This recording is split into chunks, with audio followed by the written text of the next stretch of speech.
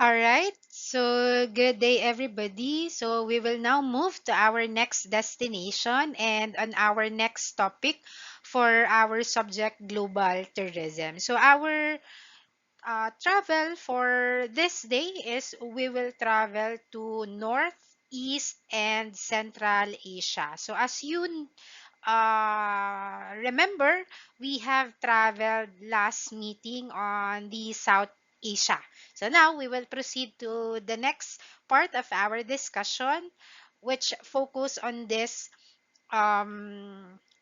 lesson. Okay, so let's proceed. So first is what are the countries that belongs to East Asia? Does anyone know? All right, so these are the countries. So we have China, we also have Hong Kong, and we have Macau. Okay, so now to proceed with the other countries that are belong to East Asia, we also have Japan, Mongolia, North Korea, South Korea, and Taiwan. Okay, so next is Central Asia. Can anyone guess what are the countries that are belong to Central Asia?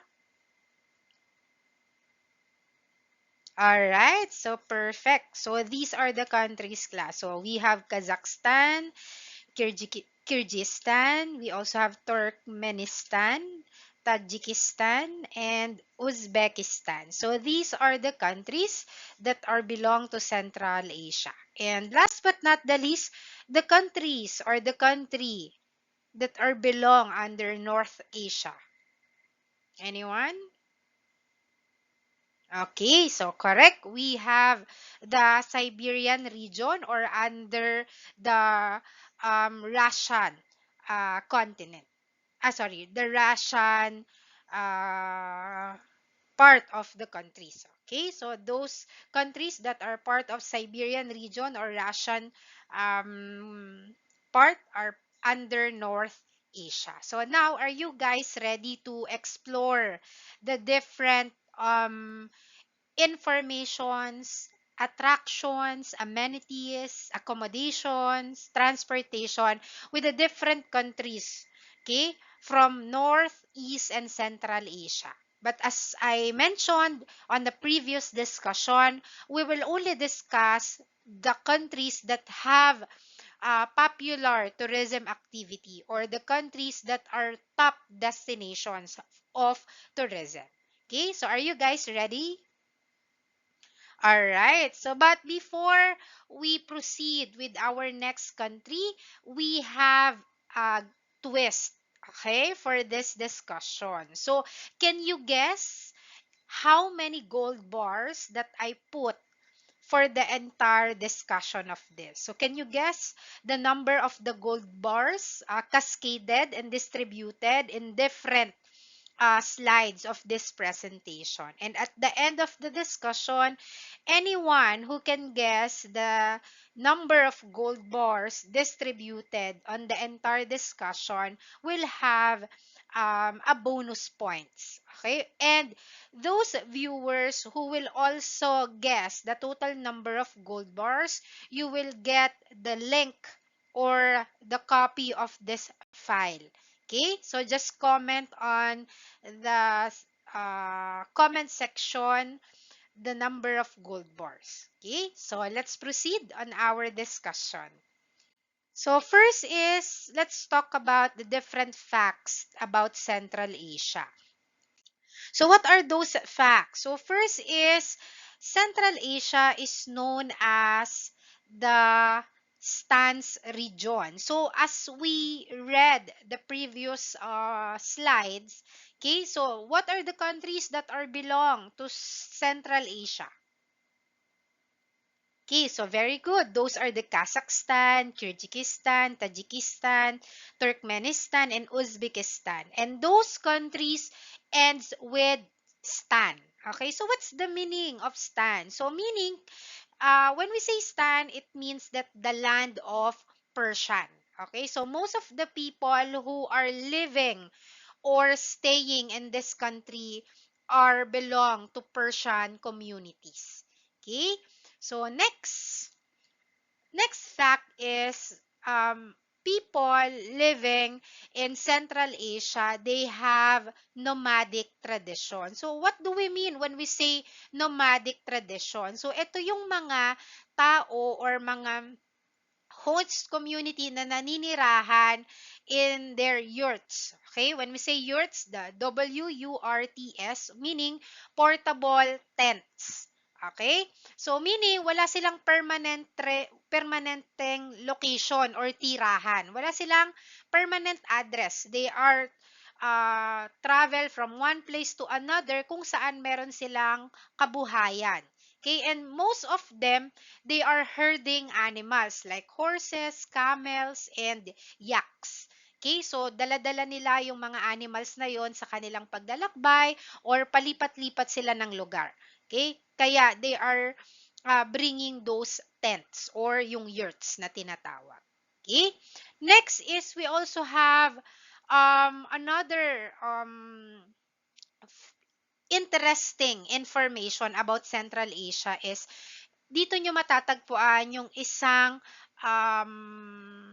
what do you call this pangyayari na hanggang ngayon ay nandun pa rin siya. Yun yung tinatawag nating the door to hell. So ma'am, ano po ba yung the door to hell at bakit po siya tinawag na the door to hell? So the door to hell or the other term is the Darvaza gas crater. So ito ay matatagpuan sa Turkmenistan. So bakit siya tinawag na door to hell? Because yung door to hell, aksidente lang siyang nangyari. So during the 50 years ago, merong pagkakamali or mishap na nangyari sa pag-collapse nitong grounds or nitong lupa sa Turkmenistan. So, yung Soviet kasi, yung mga Soviet ay naghuhukay sila or nagdi-drill sila para sa isang proyekto. However, may natamaan silang lupa or butas na, excuse me, nagre-release pala ng dangerous methane na gas. So that's why umaapoy siya or nag-aapoy siya. And this accident or mishap happened 50 years ago. And until now is nagliliyab pa rin siya or nag-aapoy pa rin siya. That's why tinawag siyang the door to hell. So if you will ask me, ma'am, is tourist allowed within the vicinity of this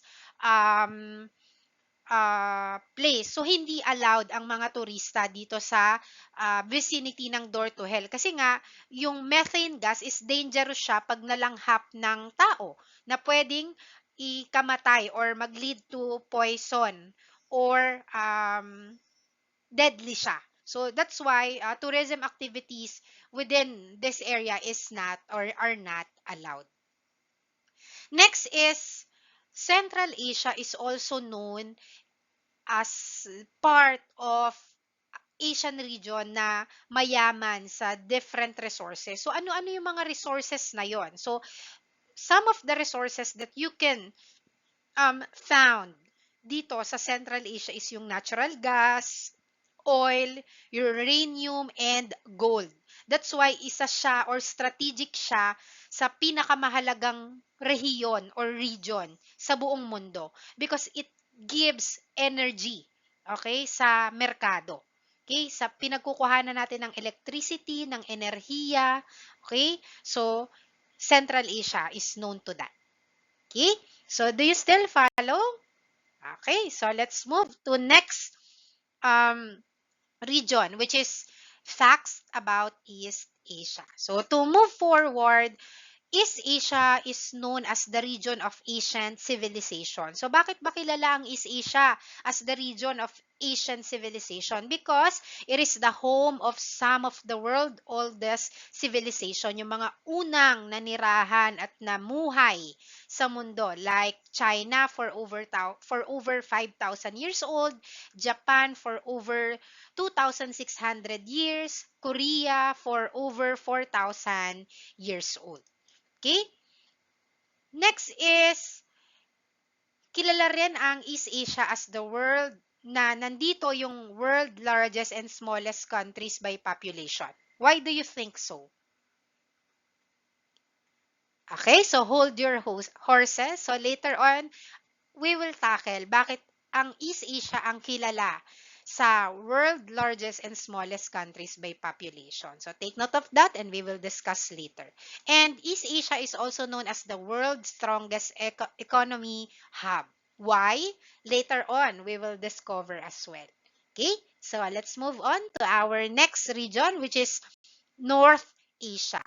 So North Asia is the largest region in the world. So kanina minention natin yun yung Siberian region. So please remember that Siberia covers about 13.1 million square kilometers. So paano nyo mai-imagine kung gaano siya kalaki? You imagine United States. Okay? So, mas malaki pa siya sa United States, yung Siberian region or the Russian region. Okay? And also, North Asia is considered the coldest inhabited place on Earth. Okay? So, specifically, saan yun yung pinakamalamig na parte ng North Asia ay matatagpuan sa Oymyakon, Russia. Okay? Yung mga tao doon, may naninirahang mga tao doon and iyon ang pinakamalamig na lugar sa buong mundo. So, gaano kalamig? Para ma-imagine nyo yung temperatura, yung freezing point natin is 0 degree. Okay? Negative 0 degree. Okay? So, but dito, yung temperature recorded sa populated area or sa mga taong sa mga area na may naninirahang tao is negative 67.7 degrees Celsius or negative 89.9 degrees Fahrenheit. Imagine yung lamig nila dito. Okay? And lastly, it is the home of the unique wildlife. Okay? So, yung largest cat, yung tinatawag nating largest cat or wild cats ay matatagpuan natin dito sa North Asia. So, anong tawag dun sa largest cat na yon? Yung tinatawag nating the Amur. Okay? Or Siberian tiger. So, it is the largest species of tiger with some males na tumitimbang ng 300 kilograms. Imagine yung bigat at laki niya. Okay? So, these are some of the facts that you should know when it comes to North Asia. Okay? So, do you still follow? Are you finding the gold bars? Alright, so let's proceed to East Asia. So, nandito na tayo sa different countries of East Asia. So, we are now flying to the different countries of East Asia. And the first country that we will be having is China. Okay, does anyone know the capital of China? That's correct. That's Beijing.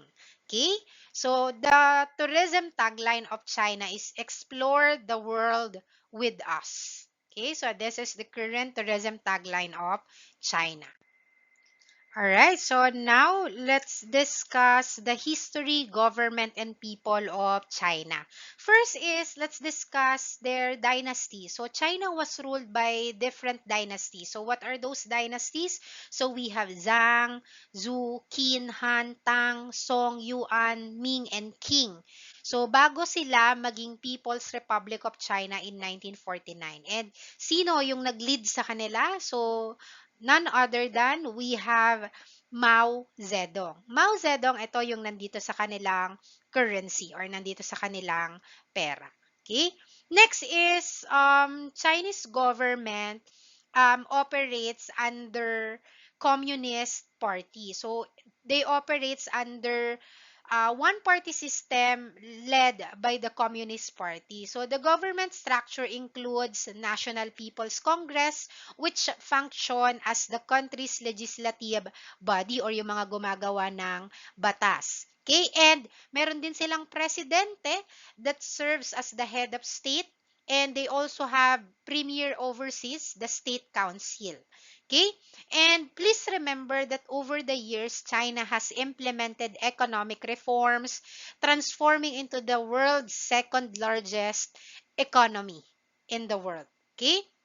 However, please remember as well that China maintains strict political control with centralized governance influencing all aspects of society. So they have control over media, business, and foreign relations. Okay? So next is when it comes to their ethnic groups, there are a total of 56 ethnic groups in China. And please note as well that China is the most populous country with over 1.4 billion people. That's why meron nga silang batas, yung one-child policy. Yun yung isa sa kanilang intervention para mapigilan yung pagdami ng populasyon dun sa bansa nila. Yung one-child policy. So meaning, sa bawat pamilya or sa bawat mag-asawa, they are requiring or the government is only requiring them to bear one child. Okay? So, ayun. Next. Next is let's proceed to their culture and tradition. So, Chinese New Year is one of the notorious and famous festival or celebration in China. So, Chinese New Year is centered around removing bad and the old and welcoming the new and the good. So, sineselebrate din natin to dito sa Pilipinas, 'di ba? And this was celebrated every February. Okay, dito sa atin. And karaniwan doon sa Binondo o doon sa Ongpin. So, sa Chinese New Year, pinaniniwalaan na nag-aalis to sa mga ingay, sa mga sayawan na ginagawa, and yung mga iba't ibang pamahiin galing sa mga Chinese during this Chinese New Year is nagbibigay ng swerte or good fortune and inaalis yung mga bad vibes, okay, sa pagpapalit ng calendar year. Next. Next is Dragon Boat Festival. So, isa rin ang Dragon Boat Festival na sineselebrate ng mga Chinese. So, they considered it as a holiday and it takes place on the 5th day of the lunar month. Okay, so 5th day of the 5th lunar month. Okay, so meron silang tinitingnang calendar doon.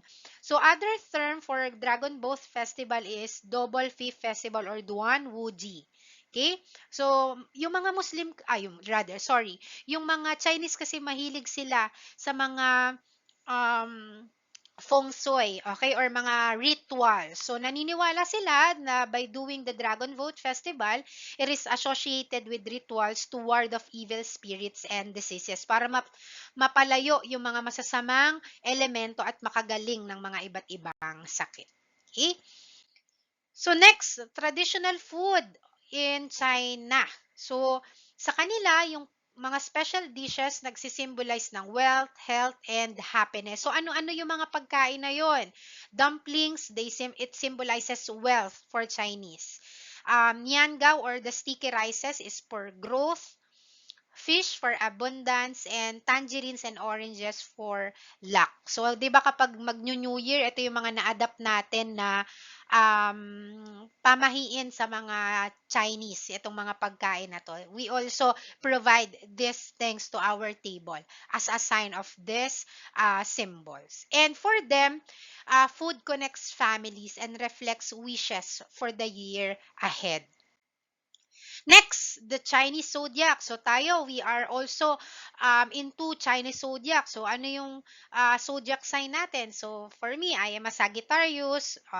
For you, so what's your Chinese zodiac? And this Chinese zodiac, every year, meron siyang nire-represent na good fortune, merong mga readings, so on and so forth. Okay? And Chinese people are really into traditional medicine because they believe that this traditional medicine restores the balance of yin and yang. Okay? And it opposes the forces that can block qi and cause disease. Okay? So, naniniwala sila na itong mga ginagawa nilang traditional medicine ay nakakapagbigay ng kalakasan ng katawan at nakakapagtaboy ng mga masasamang spirit and diseases sa uh, kanilang pangangatawan. And ang isa sa pinaka kilalang traditional medicines na ginagawa ng mga Chinese is yung acupuncture. As you can see dito sa pictures, yung mga karayom ay tinutusok sa iba't ibang points ng ating katawan because they believe that if they pin the needle on those different parts of our body, it helps us to regulate our blood and balance our mechanism. Okay? Next, let's proceed to China's 5 A's of tourism. So, accessibility. Ang flag carrier ng China is the Air China. It is a member of Star Alliance, the world's largest airline alliance. So, it offers domestic and international flights responsible for special flights for China's leaders and foreign heads of state. Yung headquarter nito ay nasa Beijing. So, aside dito sa Air China, there are a lot of mode of transportation in China. So, ang isa sa pinakauso doon, class, is yung ride hailing. Yung mga Grab, Food Panda. So, those are also available and accessible in China. Next, what are some of the famous attractions in China? First is the Great Wall of China. So, Great Wall of China is one of the longest man-made structure over-designed and built in history. So, ano bang purpose nitong Great Wall of China? So, tinayo siya or ginawa siya to serve as a defense against enemy attack from nomadic tribes north of China. Okay, so it also serves to protect the trade route across China, yung mga kalakalan na nagaganap noong unang panahon sa China ay ito ang nagsilbing barricade nila para sa mga mananakop. Okay? Next, Terracotta Army. So, si Terracotta Army, yun ay mga baked clay, okay, na warriors. Total numbers is 9,000 soldiers, 130 chariots, 520 horses, and 140 cavalry. So, itong mga Terracotta Army, hindi to tunay class ha, ito ay baked clay or mga gawa sa putik. Okay? So, ito ay ibinaon sa funeral kasama si Qin Shi Huang. So, si Qin Shi Huang ay isang ancient emperor na nakipaglaban during the different dynasties para mapangalagaan ang kanilang imperyo. And tinayo ang Terracotta Army or isinama siya sa libingan ni Qin Shi Huang para siya ay protektahan sa afterlife bilang pasasalamat dun sa ginawang pagprotekta niya sa imperyo nila, okay, during the war. Next is the Forbidden City. So, sa Forbidden City, tinawag siyang Forbidden City because it refers to the Imperial Palace located in Beijing. Siya ay dating residence or tirahan ng mga Chinese emperors during the Ming and Qing dynasties. Ma'am, bakit po siya tinawag na Forbidden City? Simple. From its root word forbid. Okay, meaning hindi pwedeng pumasok or makapasok ang kahit sino mang hindi miyembro ng mga matataas na lipunan nung unang panahon. Only the emperors and the persons allowed to enter dito yung mga nakakapasok. Next is activities. So, what are the activities that you can do in China? So, tea ceremonies, mahilig nga sila sa mga tsaa kasi nga they believe that those teas are healthy. City tours, traditional performances, art sessions like calligraphy, drawing, so on and so forth. When it comes to accommodation, there are a lot of accommodations that you can visit and you can check in China. So from budget hotels to luxury hotels, there are a lot of available accommodations there. When it comes to amenities class, merong mga shopping centers, payment systems, entertainment hubs, and medical and tour facilities. So since China is one of the strongest economy in the whole wild world, so there are a lot of amenities that you can avail in this place. Okay, so do you still follow class? Alright, so next, let's move to our next destination. So let's fly. After China, we will fly going to, can you guess? That's correct. It's Japan. Okay, so what's the capital of Japan? Tokyo. Okay, so the tourism slogan of Japan is endless discovery. Now, what's the history of Japan? So, I will not read the words mentioned in the PowerPoint, but I'm going to explain it to you. So, Japan's history dates back thousands of years with early settlements nung Jomon period. So, maraming era yung nagdaan when it comes to the history of Japan. So, unang era doon is yung tinatawag nating Yamato period. So, dito nakita yung pag-usbong ng mga imperial family and mga feudal era na pinapangunahan ng mga samurai and shogunate rule. Okay? And then, nung nagkaroon ng Meiji Restoration in 1868, yun yung naging mark ng transition ng Japan from modernization to industrialization. So, nag-develop sila. Naging growing yung economy nila. And after the World War II, so Japan is considered as one of the economic powerhouse. And isa sila sa leading country when it comes to technology and cultural influences. Okay? When it comes to Japan government, their emperor serve as the symbolic head of state, while the executive power rests with the prime minister and the national diet. So ito, as you can see sa picture, siya ang kanilang current um, head of state, si Naruhito. Siya yung nag um, what do you call this? Siya na lang yung natitirang head of state in the world na merong title na emperor. Okay? Next, Japanese economy. So as I mentioned, isa ang Japan sa may pinakamaunlad na ekonomiya sa buong mundo. And they are focused to robotics, okay? Um, manufacturing, electronics. There are a lot of buildings, companies here in Japan, and they are very booming. But one of the same thing that we have in common is rice. So sa Japan, katulad sa Pilipinas, rice is life. Okay? Mahilig din sila sa kanin. They cannot eat without rice then. Okay? People in Japan, so unfortunately, the Japan is one of the country that is known for their aging population and low birth rates.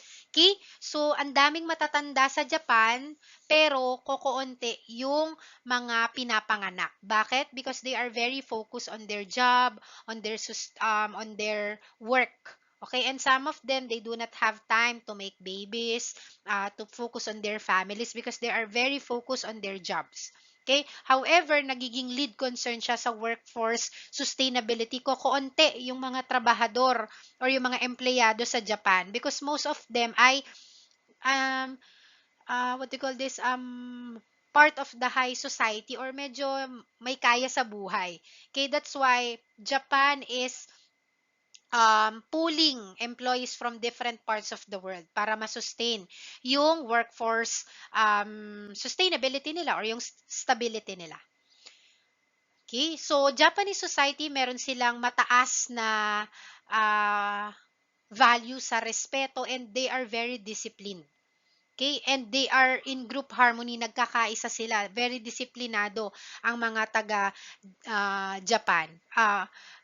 Kahit sa pagpila ng train, sa oras ng meeting, they are not late. They are always beyond the time schedule.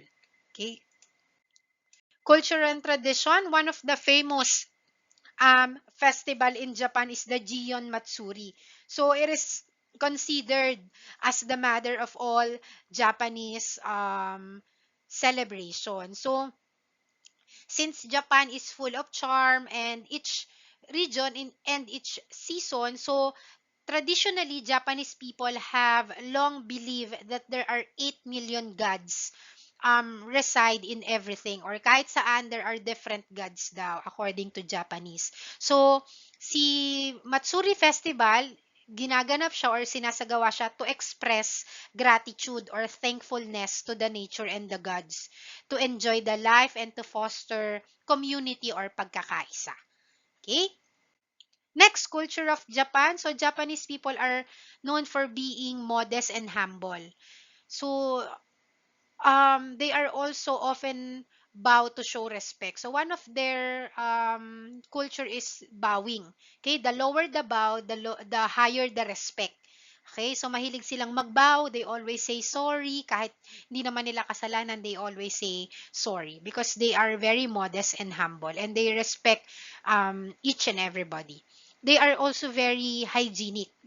In their home, in their houses, they remove their shoes before entering the house, so on and so forth. And they value harmony and etiquette and very organized ang mga Japanese people, whether to their homes or to their works. And these are some of the cuisines um, ng mga Japanese, like they favorite ramens, sushi, tempura. So these are some of the food that Japanese love. Martial arts, sorry for the typographical error. So Japanese people also love martial arts. So mga nag-originate sa kanila yung mga budo, judo, wrestling. So ginagamit nila to for protection and combat. 5 A's of tourism of Japan, accessibility. So, Japan Airline is their flag carrier. It is based in Tokyo and meron siyang mga hubs sa Narita and Haneda. And mind you, Japan Airlines is one of the world's best airlines. Okay? So, the services, the facilities, so on and so forth. And isa din sa pinakakilala sa Japan as part of their transportation is the Shinkansen. So I placed the link of some of the video that where you can watch the sample of Shinkansen. So ano ba yung Shinkansen sa Japan? So Shinkansen is a bullet trains in Japan. Okay? It is a high network speed rail. Okay, that connects different cities across the country. So kilala ang Shinkansen sa isa sa pinakamabilis na bullet train in the world. And it is also known for its comfort, safety, and punctuality. So, bakit kilala siya sa pinakamabilis na bullet train in the world? Isipin nyo na lang kung gaano kabilis yung speed niya. It is 320 kilometer per hour. So, yung 100 kilometer nga lang, parang sobrang bilis na. So, imagine pa itong 320 kilometer per hour. Next attractions that are known in Japan, we have under Tokyo, you can see the Shibuya Crossing, the Tokyo Tower, Sensoji Temple, Akihabara. Okay, so these are some of the um, what we call this, places that you can visit in Japan. So mostly ito ay for shopping purposes, for sightseeing, city tours. Next is Kyoto. So Kyoto, kilala siya sa mga well-preserved temples, mga traditional wooden houses and gardens. So ito yung mga pwede nyong puntahan if you are into temples or garden. So we have Fushimi Inari Shrine, Kinkaku, meron din tayong bamboo forest. Next is Osaka. So si Osaka naman, kilala siya sa mga modern architecture, if mahilig kang mag-party, mga delicious street food. So dito ka pumunta. So we have Osaka Castle, the Dotonbori District, the Osaka Kaikukan Aquarium. Okay? Next is accommodation. So in Japan, there are a lot of hotels as well, from luxury to budget hotels. Pero ang pinakakilala dito, if you, medyo mahal kasi sa Japan, hindi pala medyo, mahal sa mag-travel sa Japan. So, if you are on a budget, so pwede mong itry yung mga capsule hotel nila. Ito, as you can see dito sa picture. I'm going to highlight. Ito, yung mga capsule hotel. Yun nga lang, um, kung claustrophobic ka or hindi ka sanay sa mga masisikip, so this is not for you. But if you are a backpacker and adventurous naman and you can easily adjust, then it is for you. But if you want to experience yung mga traditional houses sa Japan. Paano yung itsura or paano yung pamumuhay ng mga Japanese people or yung mga bahay nila. So, you can book these traditional houses. Other term for traditional houses in Japan is ryokan, okay, or ryokan inns. Next, activities that you can enjoy in Japan. So you can do kimono wearing, attend sumo tournaments, visit temples, anime. So Japanese people are also into animes or cosplays. Okay, so yan, you can do those kinds of activities. Amenities, as I mentioned, Japan is one of the strongest countries and most economic countries in the world. So there are a lot of amenities and facilities that you can enjoy in Japan. One of the famous is yung toilet nila. So may sariling buhay yung toilet ng Japan or doon sa Japan. So may mga buttons ka lang pipindutin and boila. So maa-assist ka na hindi mo hinahawakan yung nag-poop ka or urinate ka. So para mga robots. Okay? Next, we are done with Japan. Let's move to South Korea. Its capital is Seoul. Okay, so anyone here who are fan of K-pop? Or does anyone here already went to Korea? All right, so their tourism slogan is Imagine Your Korea. What are some of the basic facts in Korea? So South Korea occupies this big part of Korean Peninsula. And ang tawag sa kanila ay Republic of Korea because um, pinipilit or ina-assume pa rin ng kanilang government that they control all over Korea. Okay? And hindi nila nire-recognize na separate sa kanila ang North Korea. Koreans are profoundly affected by Confucianism. So they promote decency and respect. Okay?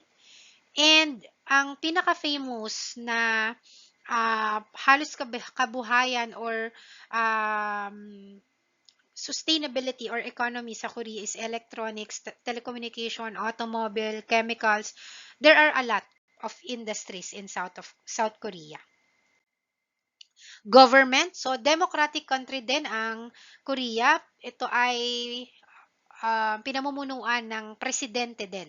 Okay, so people have the freedom to vote or the right of suffrage. So, sino ang kanilang president as of now? Si Yoon Suk Yeol. Okay, ito sa picture. Next, culture and traditions of Koreans. First is hanbok. Okay, so are you familiar with hanbok? So hanbok is their iconic traditional attire. So known for its colors and vibrant. So sinusuot siya during festivals, weddings, and cultural events. Okay, so ito yung picture ng hanbok. Also, yung gwanbok. Okay, so formal attire din siya, but it is worn by government official during the Joseon dynasty. Okay? And merong specific symbols and color yung different ranks ng mga government officials. And lastly, the dangui or dangui. Or correct me if I'm wrong, what's the correct pronunciation of this? So, type din siya ng hanbok, pero sinusuot siya ng mga royal women. Okay? Yung mga babae or kababaihan na parte ng royal family. Next is festival. So, yung Chuseok or the Korean Thanksgiving, they also have Seolal, the Lunar Year, and the Boryong, the Mud Festival. So, these are some of the example. And for the food, I believe you are all familiar with food of Korean, the bibimbap, kimchi, choboki. So, there are a lot of restaurants offering these kinds of food in the Philippines as well. 5 A's of tourism of Korea. So we have Korean Air as the flag carrier of Korean Airlines. So it is located in Incheon International Airport. It is a founding member of SkyTeam Alliance. It serves to over 120 destinations in 45 countries.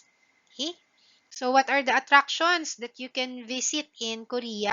We have the Gyeongbokgung Palace. So it is the largest and most iconic of Seoul's five grand um, palaces. So anong ibig sabihin ng Gyeongbokgung Palace? So ibig sabihin, it means palace gracefully built, palace greatly blessed by heaven. Okay? So, binild siya 3 years after the Joseon dynasty was founded, and it symbolizes future prosperity. And isa siya sa pinakamalaking palace among the five palaces in Korea. And napakadaming Joseon kings yung kinoronahan dito sa palace na ito. Next, the Ensol Tower. So, Ensol Tower, isa siyang, what do you call this? Communication tower sa Korea. So, in-establish siya at the highest point um, to glance or para makita ng mga turista yung beautiful images of Seoul. So, ito yung una or kauna-unahang radio wave tower ng Korea from 1969. It delivers TV signals and radio broadcasting uh, along Seoul area. Next is the Bukchon Hanok Village. So, isa itong must-visit destination sa Seoul. Why? Because this is the historic neighborhood of the past Korean royal families and high-ranking officials. Okay? So, Korean houses siya at kilala siya sa tawag na Hanok. Okay? Other popular destination outside Seoul, we have Busan, Jeju Island, and Incheon. Ano yung pwedeng magawa dun sa Korea, South Korea? Temple stay program, so you can visit a lot of temples, so you can stay there.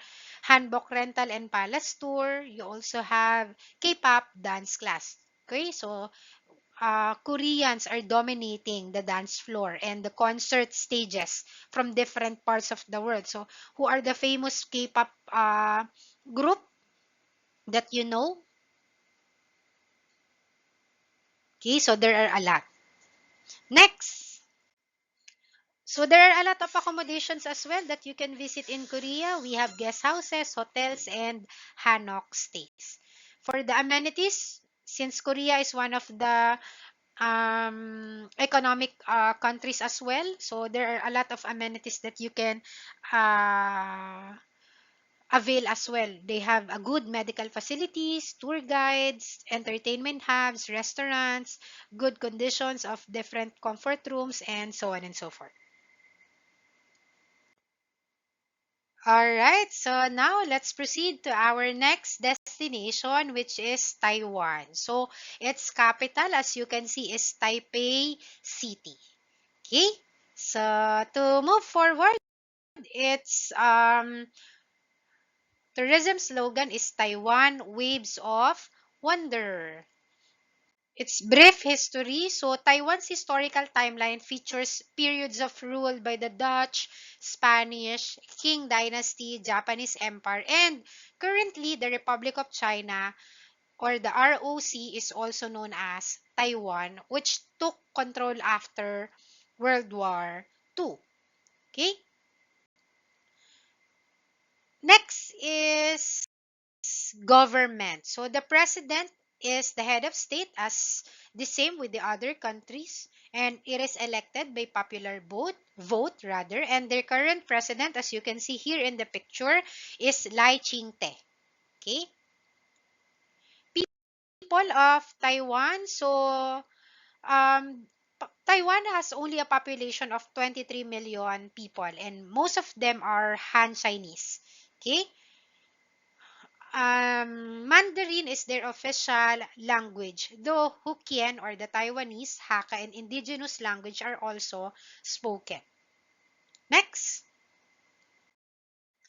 their culture and tradition. tradition. So in Taiwan, they celebrated the Ghost Festival. So it lasts for the entire 7th month of the lunar calendar. So tinatawag din siyang Ghost Month. So ano bang nangyayari sa Ghost Month? So they believe that during this period, um, yung mga spirits ay malayang nakakalabas or nakalabas sila doon sa underworld and malaya silang umiikot-ikot sa mundo ng mga tao. Okay? So, and naniniwala sila na since malayang nakakaikot yung mga spirits sa mundo ng mga tao, there are some of the actions that are prohibited to do. Okay? Kapag nga daw ghost month, 'di ba, pinaniniwalaan na sa negosyo, wag magi-invest muna, okay? Or bibili ng bagong mga gamit or maglalabas ng pera, okay? Sa kanila pinaniniwalaan din na hindi ka dapat naliligo, nagwawalis ng bahay. Ang katumbas ng Ghost Festival ng Taiwanese people sa Philippines is parang Semana Santa. Okay? And ano yung ginagawa nila to observe this festival? So they offer food, mga insenso para ma-appease yung mga spirits of ancestor. Next, food. So, Taiwanese food is world famous. So, ano ba yung mga kilalang pagkain sa kanila? So, beef noodle, soup, xiaolongbao, oyster omelets, and yung pinakasikat sa kanila, milk tea. When you go there, especially when we went there sa Ximending district, there are a lot of stalls who are selling milk teas. Okay, so however, isa sa napansin ko dun sa lasa ng pagkain nila, class is medyo bland, matabang. I do not know if ako lang kung maalat ba yung panlasa ko, but some of my friends, those were uh, the comments as well. Medyo matabang. Okay, so yun. So baka magbaon kayo ng seasoning or asin para mas magustuhan nyo. So when we stay there for a long period of time, so medyo namayat on the first week kasi maraming 7-Eleven doon. And um, additional din pala class, mahilig din sila sa mga vendo machine. Tsaka yung mga machine na may mga pa-games, like mga stuffed toys, mga sa arcades. Yon, just to give you an idea. Next, so their 5 A's of tourism. Accessibility, their flag carrier is China Airlines. So, naka-headquarter siya sa Taipei. So, it's one of the Taiwan's two major airlines. So, ang isa sa airlines din nila is yung EVA Air. Okay, it flies to over 100 cities in Asia, Europe, North America, and Oceania. And it is also a member of SkyTeam Alliance. Meron din siyang cargo division, yung tinatawag nilang China Airlines Cargo. And headquarter yon sa Taiwan International Airport. Attractions that you can see in Taiwan is the Taipei 101. So, 101-story skyscraper yung Taipei 101. So, siya ang pinaka tallest building in the world from 2004 to 2010. However, now nalampasan na siya ng Burj Khalifa, I guess. So, siya na yung tallest building in Taiwan and pang-anim na siya sa Asia. If you want to do the next activity, which is the Jufen Old Street. So, it is an old mountain village in Liufang district and perhaps the best old district in all Taiwan. So, when you get there, para siyang nasa mountain. Yun. Mountain village siya. So, there are a lot of steps and layers. And if you want to buy a lot of souvenirs and if you want to eat a lot of authentic foods, there are a lot of restaurants and coffee shops here, bubble teas, souvenir shops. Name it, marami sila dito. Next is the Chiang Kai-shek Hall. So, si Chiang Kai-shek Hall is a product of a particular era. So, ang purpose nito ay para kilalanin or sariwain yung authoritarian strongman na si Chiang Kai-shek, yung first president of Republic of China. Okay?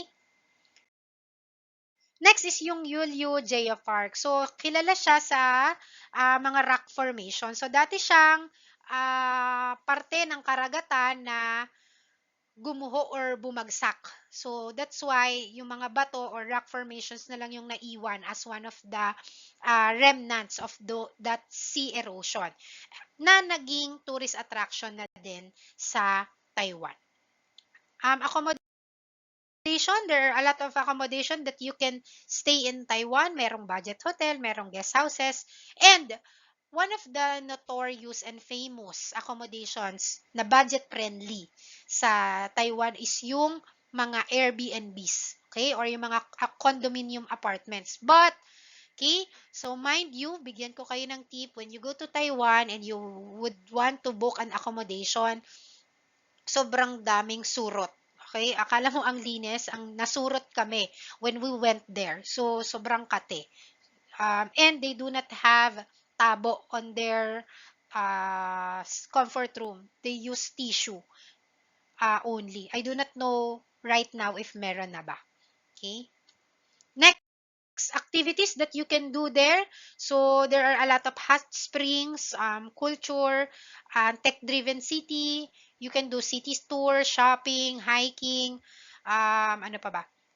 Hot springs, nightlife, not night markets, name it. There are a lot in Taiwan. Okay? And amenities, there are modern infrastructures, payment facilities. There are a lot of tour guides who are very knowledgeable in the language, which is English. And free Wi-Fi sila um, within the city. Okay, so when we went there, we use their Wi-Fi access as well, and it helps us to travel conveniently. Another one is during summer, meron silang mga cables na naglalabas ng mist, okay, to ease the heat of the summer kasi sobrang init talaga. When we went there, ang init sobra. So there are a lot of mist everywhere to ease the heat of that season. Okay? Last but not the least is the Mongolia. Its capital is Ulaanbaatar. Their tourism tagline is Go Nomadic, Experience Mongolia.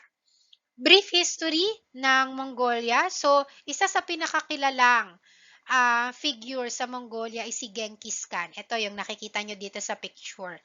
Okay? So, si Genghis Khan ang historical or notable historical figure in Mongolia because he founded the Mongol Empire, the largest contiguous land empire in history. So, paano siya naging famous?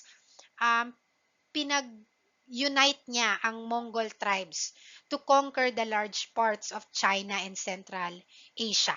And nag-stretch pa siya from Pacific Ocean to modern-day Hungary. That's why itong si Genghis Khan is very famous to Mongolians. Next is government. Their current president, I do not know the correct pronunciation of this, but Iknagin Kurelasuk. Okay, so Democratic Parliamentary Republic ang kanilang government, and president serve as the head of state. So, next. People. So Mongolia has only a population of 3.4 million, so making it one of the least densely populated countries in the world. Kukunti yung mga naninirahan dito, imagine 3.4 million lang. So kaya sabi kanina dun sa facts about East Asia, largest and smallest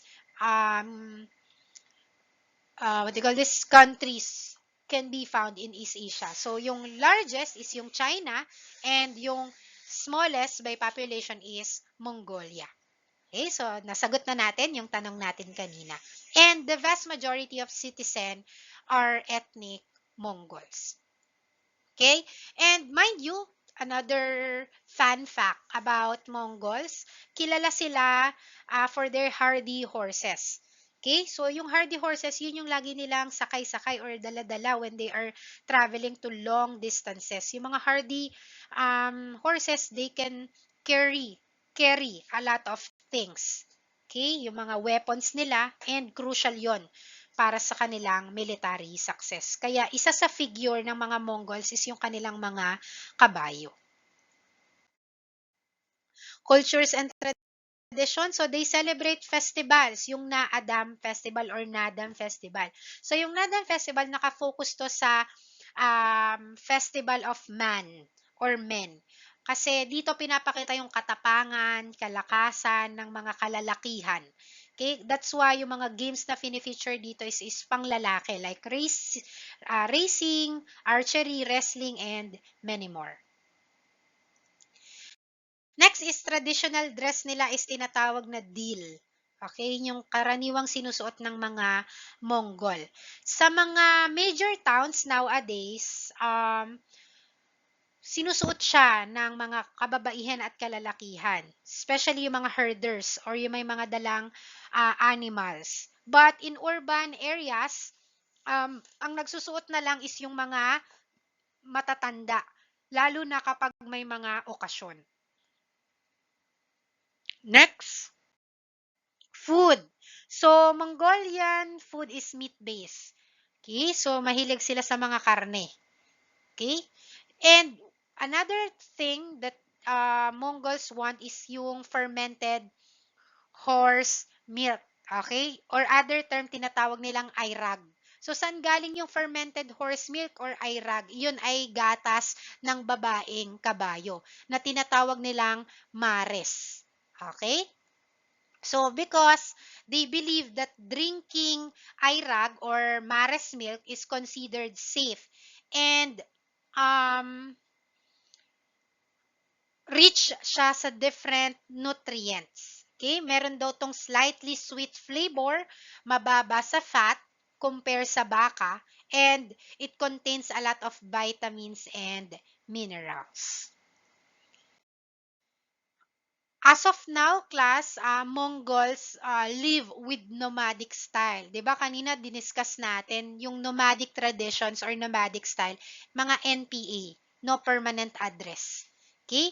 So, lumilipat sila from one place to another kung saan may pangkabuhayan or nandun yung trabaho nila. That's why lagi silang nandito sa mga yurts, gers or mga tents. Na dala-dala nila yung mga animals like kabayo, camel, so on and so forth. 5 A's of tourism, so accessibility, in order for you to be visiting Mongolia, you can fly their national flag carrier, which is the Miat Mongolian Airlines. Okay? So, key facts, Air is located at Ulaanbaatar, Mongolia. So, meron siyang base sa Chinggis Khan International Airport. Famous attraction is the Gobi Desert. Bakit naging famous ang Gobi Desert? So, dito natagpuan or na-discover yung mga dinosaur species. Pero kilala rin to sa mga mineral deposits or mga natural resources katulad ng copper, gold, and coal. So, one of the famous minerals that you can what do you call this, found in Gobi Desert is yung tinatawag nating Oyu Tolgoi. Okay? Ito yung pangatlo sa may pinakamalaking minahan ng copper and gold. Next is the Genghis Khan Complex. So, katulad ng diniscuss natin kanina, si Genghis Khan ang isa sa pinaka-historic and notable person in Mongolia. Okay? So, kaya meron siyang yung Genghis Khan Statue Complex. So, it is the world's tallest statue of a man on a horseback. Okay? Activities that you can do in Mongolia. So, horseback riding, you can do that. You can also do camel trekking, eagle hunting, Kazakhs nomads, attending Nadam Festival, so on and so forth.